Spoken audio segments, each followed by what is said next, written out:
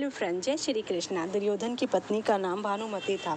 भानुमति के कारण ही ये मुहावरा बना है कि कहीं की ईंट कहीं का रोड़ा। भानुमति ने कुनबा जोड़ा। भानुमति काम्बोज के राजा चंद्रवर्मा की पुत्री थी। राजा ने विवाह के लिए स्वयंवर रखा था। स्वयंवर में शिशुपाल, जरासंध, रुक्मी, वक्र और दुर्योधन और कर्ण समेत कई राजा आमंत्रित थे। मान्यता है कि जब भानुमति हाथ में माला लेकर अपनी दासियों और अंगरक्षकों के साथ दरबार में आई और एक एक करके सभी राजाओं के पास से गुजरी, तो दुर्योधन चाहता था कि भानुमति माला उसे पहना दे, लेकिन ऐसा नहीं हुआ। दुर्योधन के सामने से आगे बढ़ गई भानुमति।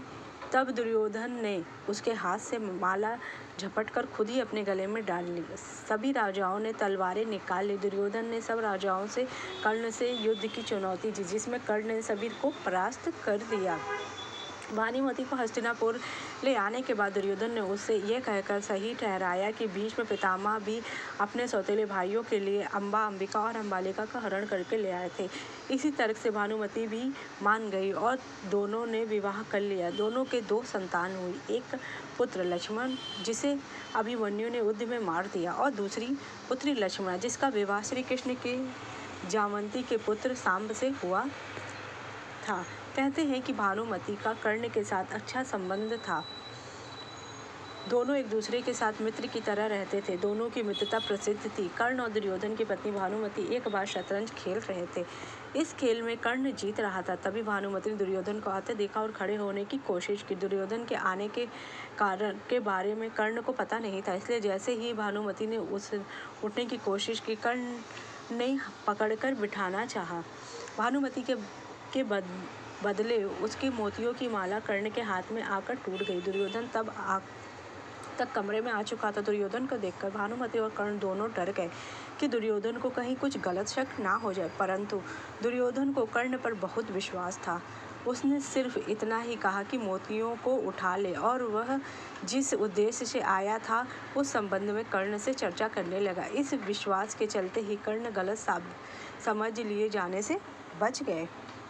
हालांकि कुछ लोग इस घटना का वर्णन इस तरह करते हैं कि दोनों शतरंज खेल रहे थे, भानुमति हार रही थी तो कर्ण प्रसन्न था। इतने में दुर्योधन के आने की आहट हुई तो भानुमति सहसा ही खेल छोड़कर उठने लगी। कर्ण को लगा कि वह हार के डर से भाग रही है, इसीलिए उसने उसका आंचल पकड़ा। अचानक ही की गई इस हरकत से भानुमति का आंचल फट गया और उसके सारे मोती भी वहीं बिखर गए। ऐसे ही समय कर्ण को दुर्योधन आता हुआ दिखाई दिया। दोनों शर्म से मरे जा रहे थे और उन्हें डर सता रहा था कि अब दुर्योधन क्या समझेगा। जब दुर्योधन निकट आया तो दोनों उनसे आंख ना मिला पा रहे थे। तब दुर्योधन ने हंसकर कहा कि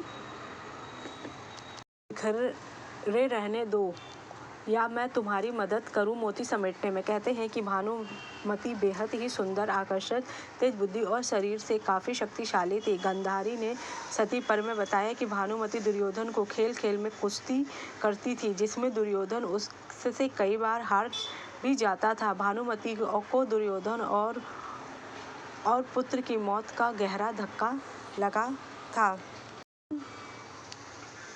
लोक कथा के मुताबिक दुर्योधन के कहने पर कर्ण अक्सर भानुमति की देखभाल के लिए उसके पास जाता। एक घटना में कर्ण ने भानुमति की शॉल पकड़कर खींची, जिससे मोती की माला भुगर गई। कर्ण और दुर्योधन की मित्रता को बहुत ही मजबूत माना जाता है। दुर्योधन से शादी करने के पहले वह अर्जुन को पसंद करती थी। अर्जुन की 9वीं पत्नी बनना पसंद किया, इस वजह से भी कि वह कोई लड़ाई नहीं हो और कुल में शांति रहे। का नाम लक्ष्मणा था। एक अन्य कथा के मुताबिक सांब जब लक्ष्मणा का हरण कर फरार हो गया तो भानुमति ने दुर्योधन को अपने अपहरण की याद दिलाई और सांब और लक्ष्मणा के विवाह में अहम भूमिका निभाई। भानुमति ने अपने कुनबे को बचाने के लिए हर वो असंभव कार्य किया, हर उस चीज को जोड़ा जिसका जुड़ना संभव नहीं था। इसीलिए कहीं का ईंटा कहीं का रोड़ा, भानुमति ने कुनबा जोड़ा, ये भानुमति के लिए ही कहा गया है। अब सवाल ये उठता है कि भानुमति ने पति दुर्योधन के सबसे बड़े पुत्र शत्रु दुश्मन पांडु पुत्र अर्जुन से क्यों किया विवाह? भानुमति जितनी रूपवती थी उतनी ही चतुर थी। कहा जाता है कि जब महाभारत का युद्ध तय हो गया तब भानुमति को पता चला कि कौरवों का सर्वनाश हो गया है। अपने कुनबे को बचाने के लिए उसने भगवान श्री कृष्ण से कृष्ण के पुत्र सांब को अपनी पुत्री लक्ष्मणा को भगाकर ले जाने की युक्ति सुझाई और स्वयं महाभारत के युद्ध के बाद अर्जुन से विवाह किया। अगर आपको मेरी जानकारी अच्छी लगी तो थैंक यू।